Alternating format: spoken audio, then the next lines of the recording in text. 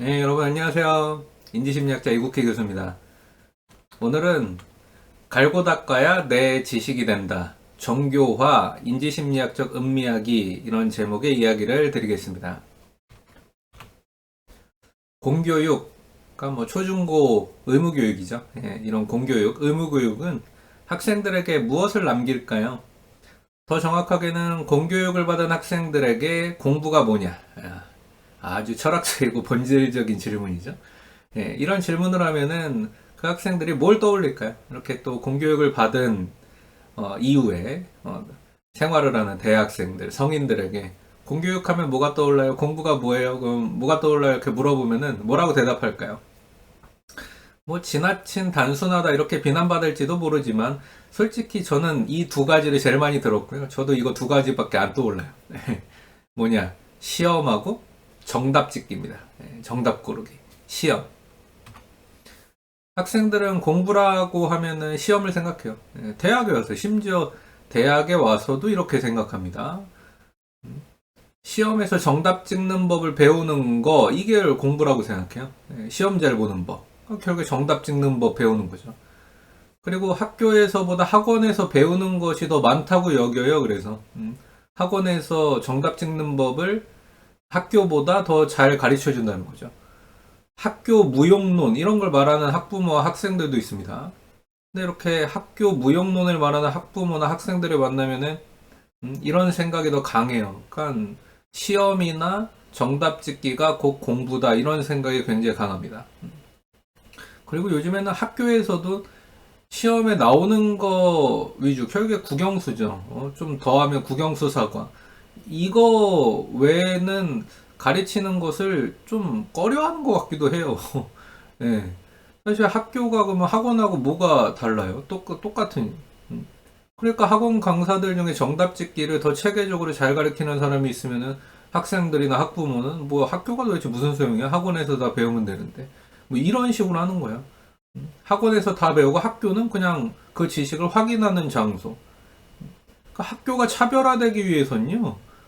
진짜 그 원래 목적대로 국영수사과만 가리키면 되는 게 아니고, 또 특별히 이제 사과도 빼고 국영수 위주로 이렇게, 시수도 그게 제일 많잖아요. 그러면 안 되고, 국영수사과, 그 다음에 음미체, 음악미술체육, 이것도요, 어떻게 보면 뭐 똑같이, 국영수사과는 뭐 일주일에 뭐 5번, 6번씩, 국영수는 뭐 6번, 뭐 7번씩 뭐 가르치고, 음미체는 뭐 일주일에 한두 번 들어있고 이런 식으로 시수에 벌써 차이가 나면은 아 국영수가 제일 중요하고 음미체는 안 중요하구나 이런 식으로 가면 안 되고 학교는 국어도 3번, 음악도 3번, 미술도 3번, 체육도 3번 뭐 이렇게 하든지 아니면 다 4번씩 하든지 이렇게 가야죠.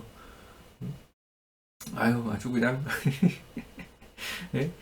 예, 여러분들에게 어떻게 보면 약간 현실적이지 않다라고 여기실 수 있는 말을 했는데 이게 맞는 거예요 사실. 학교가 학원과 다르려면은 음악미술 체육 그다음에 사회과학도 국영수만큼 똑같이 가르쳐야 돼요.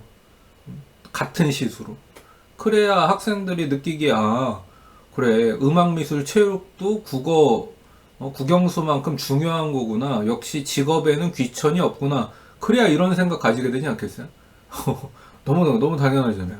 근데 국영수만 잔뜩 가르치고 학교에 있을 때 체육은 일주일에 뭐 한 번, 끼케야 2번 가르쳐 놓고, 직업에는 귀천이 없다고 말도 안 되는 소리 하는 거죠. 그러니까. 수업의 비율이 달랐는데 어떻게 아이들의 인식에 그게 직업의 귀천이 다른 게 느껴지겠어요.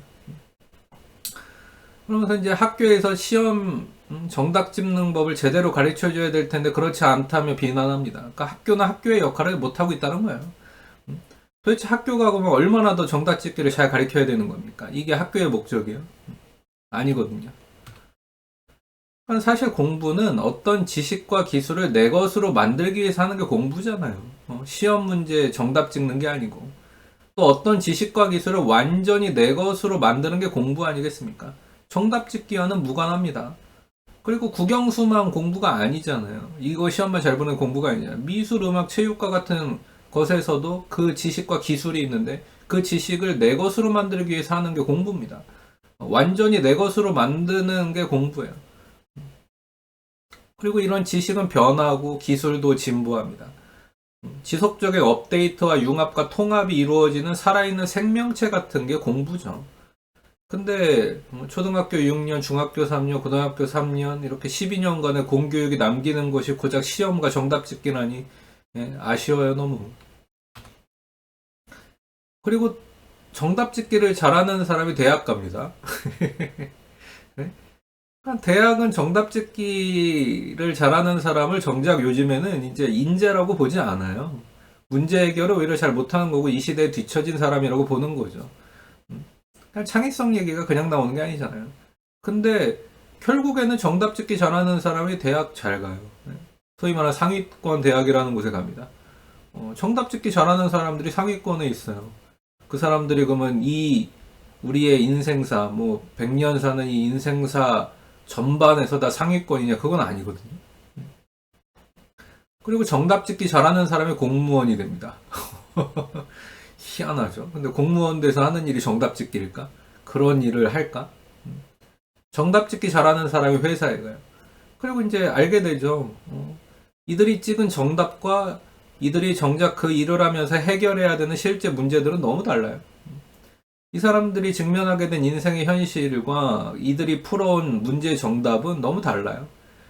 인생은 정답 찍기가 아니고 인생은 뭐 국영수 시험이 아닌 거죠. 누군가 내준 문제의 정답을 풀고 있는 거? 이거 아니라는 거야. 시를 읽고 감상하고 음미하고 그때그때 재해석해도 되는 거 아니겠습니까? 그렇죠? 근데 왜 그 시를 저자의 입장에 맞게 해석하고 왜 국어 시험에서 언어 영역 시험에서 정답을 찍어야 되는 거죠? 이상하잖아요. 소설을 읽고 감상하면 돼요. 그리고 내 안에서 읽고 또 읽고 또 읽으면서 소화하면 됩니다. 그리고 예를 들면 10대 때 읽었던 소설에서 받은 어떤 감동과 20대 때 똑같은 소설을 읽으면서 받은 감동이 다를 수 있어요. 30대, 40대가 돼서 읽었을 때 그 감동은 다릅니다. 예를 들면 저도 삼국지 같은 책을 읽고 또 읽고 또 읽고 또 읽은 소설 중에 하나인데 이게 10대 때부터 저 읽었거든요. 근데 20대 때도 읽었습니다. 30대 때 또 읽었어요. 뭐 한두 번 읽은 게 아니라 정말 막 이제 세지도 못할 만큼 읽었어요. 근데 지금 또 읽잖아요? 그러면 느낌이 또 달라요. 손자병법 10대 때 읽었습니다. 20대 때 읽을 때 느낌이 달라요. 지금 읽을 때 또 느낌이 달라요. 와닿는 구절도 다르고. 근데 왜 이런 걸 언어 영역이나 뭐 한자 시험이나 뭐 삼국지나 손자병법 같은 거면 막 사자성어 같은 것도 나오잖아요. 또는 막 이 고사 옛날의 이야기들 담고 있는 어떤 핵심어. 근데 이런 거를 왜 국어 시험이나 한자 시험이나 언어 영역에서 왜 정답을 고르고 있어야 되는 거야? 이상한 거죠. 수학 교육은 더 문제예요. 이런 시험과 정답 찍기의 패단이 가장 두드러진 과목이 영역이 어떻게 보면 수학입니다. 초등학교에 들어가기도 전에 학생들은 막 9구단, 요즘에는 뭐 그것도 모자라서 10구단을 외우더라고요. 이 세상에 존재하고 있는 다양한 패턴들과 규칙들을 생각하고 추론하고 아주 천천히 음미하면서 정말 아름다운 수학 이런 거를 배워가도 모자른 판에 이런 게 진짜 수학이잖아요. 이 세상에 있는 패턴 규칙 생각해보고 추론해보고 음미해보고 와 이런 규칙이 있었네. 이걸 어떻게 수식으로 나타나 공식으로 기호로 나타내 볼 수 있을까? 이걸 본인이 한번 생각해보고 뭔가 증명해보고 이런 게 진짜 수학인데 이런 수학적 사고 이런 걸 해야 수학적 사고가 커가는 건데 남이 내준 문제 정답 맞추기 하면서 정말 이런 아름다운 수학을 배우지 못하게 하고 오히려 좌절과 실망을 우리 아이들에게 안겨주고 있죠. 그래서 남이 내준 문제 그냥 정답 찍기나 하고 있으니까 이런 수학은 재미없는 거예요. 그리고 재능 있는 몇몇만 따라올 테면 따라와봐 이런 식으로 계속 막 진도 나가고 교육하니까 또 막 숙제 내줍니다. 근데 그 숙제가 뭐냐면은 같은 풀이 방식을 계속 써야 하는 뭐 어렸을 때 누구나 한 번씩 해보는 학습지들이 대부분 이제 그런 거죠. 같은 풀이 방식을 계속 써야 되는 연습 문제를 그러니까 이게 얼마나 지겨워요. 우리 인간은 이렇게 지겨운 거 되게 싫어하거든. 근데 그 지겨운 거 계속하는 거예요. 그러니까 수학은 지겨운 거예요. 같은 풀이 방식 계속하는 연습 문제다 풀고 있어야 되는 수학은 지루한 거죠. 이 세상에 있는 다채로운 규칙화 패턴을 막 발견해가면 그게 얼마나 재밌어요. 그리고 그걸 다음날 검사해가지고 막 숙제 안 해온 친구들은 처벌받거나 창피를 막 주죠. 그리고 이 압권은 결국에 또 이거예요. 결국에 시험이에요. 수학을 시간 제한을 두고 막 50분, 60분 시간 제한을 두고 시험을 봅니다. 그래서 막 두근두근하게 하는 거예요. 야, 진짜 막 허허허허허. 예? 너무 황당해서 웃음밖에 안 나요. 예. 수학이 이렇게 시간 제한을 두고 시험을 본다고? 이게 수학이라고요? 이게 수학에 어떻게 보면은 수학을 하는 사람들 최고의 영예죠. 수학 분야의 노벨상이라고 해서 필즈상 같은 거 수상자. 이 사람들이 과연 이렇게 연습 문제 풀면서 수학을 연구할까요? 그게 수학이라고 생각할까요? 말도 안 되는 소리입니다. 깊게 생각하고 자기 스스로 추론을 하고 어떤 것들을 다양한 방식으로 사고하는 방법을 배워야 되는데 시간 제한이 무슨 말, 웬 말이야 이게. 그러니까 이게 수학이 아니에요. 결국에 학생들에게 정답 찍는 법 배우게 하고 풀이 가족 외우게 하고 패턴 암기하게 하고 공식 두세 개가 어떻게 융합돼서 계속 전개해 나가는지 출제자에게서 의도 파악하게 하고 이 세상의 패턴을 알아야 되는데 출제자의 의도를 파악하고 있어요. 그리고 이렇게 수학 문제 풀지 못하게 된 사람들에게서 수포자. 그럼 수포자를 만드는 시스템이에요. 그러니까 이런 방식으로 보면은 학생들로 하여금 수학을 포기하겠다고 만들려고 아주 작정한 사람들이 모여서 만든 교육 과정 같아요. 그러니까 공부는 지식과 기술을 천천히 음미해야 되는 겁니다. 내 것으로 만들기 위해서 갈고 닦는 과정이 필요한 게 공부예요. 급하게 막 이렇게 해서 되는 게 아니란 말이죠. 시험 문제 푸는 거 정답 짓기 아니란 말이에요. 내 것으로 만들기 위해서 매일매일 갈고 닦는 게 있어요. 그리고 지식과 기술을 매일매일 느리게 천천히 음미하면서 내 것으로 정말 만들고 그리고 그 이상으로 더 성장해가고 진보해가는 거에서 기쁨을 느끼고 이게 공부입니다. 근데 우리 교육에서는 이런 음미하기를 찾아볼 수가 없어요. 다 그냥 급하죠. 시간에 쫓기게 만들고 빨리 누군가야 만들어 놓은 틀 안에서 정답 짓게 만들고 이걸 잘하는 사람이 공부 잘하는 사람이라고 합니다. 근데 이걸 잘하는 사람이 과연 공부 잘하는 사람이냔 말이에요. 헛똑똑이라고 보통 부르잖아요. 헛똑똑해지는 거죠. 공부 잘한다고 착각하게 되는 거예요. 그리고 이런 걸 잘하는 사람들이 심지어 나라의 살림을 책임지는 공무원이 됩니다. 아, 정말 할만하 아니에요. 네, 할 말은 많지만 더 이상 안 할게요, 이제. 네. 다른 사람이 만들어 놓은 틀 안에서 그 사람이 만든 문제 정답을 찍으면요. 지식과 기술은 절대 내 것이 될 수 없어요. 문제를 만든 사람은 오히려 그 문제를 만들 수 있다는 것 자체가 그 사람은 그 지식을 가지고 있다는 거죠.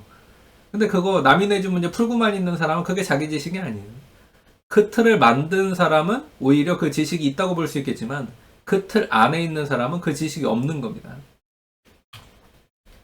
지식과 기술은 누구도 만들어보지 않은 길을 갈 때, 틀을 만들 때 형성되는 거예요. 누구도 가보지 않은 길을 갈 때 지식이 만들어지고 기술이 만들어지는 겁니다. 동영상 강의를 들으면서 정답 짓기만 배우는 사람은요, 지식과 기술을 가지지 못하는 거예요. 이 사람이 오히려 지식과 기술을 가진 거라고 볼 수 있죠. 누구냐? 동영상 강의를 만드는 사람이요. 그걸 듣기만 하는 사람은 지식이 없는 거고 그 강의를 만들 수 있는 사람이 지식이 있는 겁니다. 문제와 모범 답안을 만드는 사람이 그 과정에서 다양한 지식과 기술을 음미하게 돼요. 부족한 점을 깨닫고 보충하게 되고 결국 지식과 기술을 내 것으로 만드는 거예요. 그러니까 어떤 컨텐츠를 생산하고 만드는 사람이 음미하게 되고 갈고 닦게 되고 그 지식을 내 것으로 만드는 것이지 남이 만든 것을 소비만 하고 있는 사람은 지식과 기술이 없는 거죠. 그냥 소비자예요. 남이 만든 웹툰을 보기만 하는 사람은 지식과 기술이 없는 겁니다. 웹툰을 만드는 사람이 지식과 기술이 있는 거죠. 웹툰을 만들면서 어떻게 스토리텔링을 할지, 표현은 어떻게 할지, 등장인물, 배경, 그리고 이런 것들 어떻게 그릴지 이렇게 고민하는 사람. 그리고 그 과정에서 다양한 지식과 기술을 음미하게 돼요. 그리고 부족한 점을 깨닫고 보충하게 되고 결국 지식과 기술을 내 것으로 만들죠. 그러니까 마찬가지입니다. 웹툰을 소비만 하고 있는 사람은 지식이 없는 거고요. 웹툰을 만드는 사람이 지식이 있는 거예요. 소설 쓰는 거, 그러니까 또 남이 만든 글을 보기만 하는 사람, 지식과 기술을 가질 수 없습니다. 자기 스스로 글을 쓰는 사람들, 글을 생산하는 사람이 지식과 기술이 있는 거고 공부하고 있는 거죠. 글을 쓰면서 표현 방식, 단어 성정, 문장 전개 이런 걸 고민하는 사람이 그 과정에서 다양한 지식과 기술을 음미하게 되고 부족한 점을 깨닫고 보충하고 결국 지식과 기술을 내 것으로 만드는 거예요. 그러니까 지식과 기술은 이 지식과 기술을 사용하려고 할 때, 써먹으려고 할 때 만들어져요. 그리고 뭔가 써먹으려고 할 때 음미하기가 됩니다. 써먹으려고 하지 않으면요, 지식과 기술을 갈고 닦는 이런 음미하기가 안 돼요. 지식과 기술은 써먹으려고 하는 과정에서 자연스럽게 음미하기가 되고 정교화. 이게 이제 갈고 닦는 거 아니겠어요? 갈고 닦는 게 되는 거죠. 그리고 이게 바로 인지심리학자들이 말하는 정교화입니다. 지식과 기술을 음미해서 내 것으로 만드는 최고의 방법이죠. 지식과 기술을 음미해서 내 삶의 자본으로 만든다는 의미를 담아서 지식의 자본화, 영어로 capitalization 이렇게도 부릅니다. 그러니까 이게 참 정확한 말이잖아요. 지식을 내 인생의 자본으로 만든다는 거예요. 지식을 내 인생의 리소스, 자원으로 만든다는 겁니다. 여러분 학교 다니면서 공교육 받으면서 제대로 된 공부를 하지 못하셨나요? 지식을 여러분들의 자원으로 만들지 못하셨나요?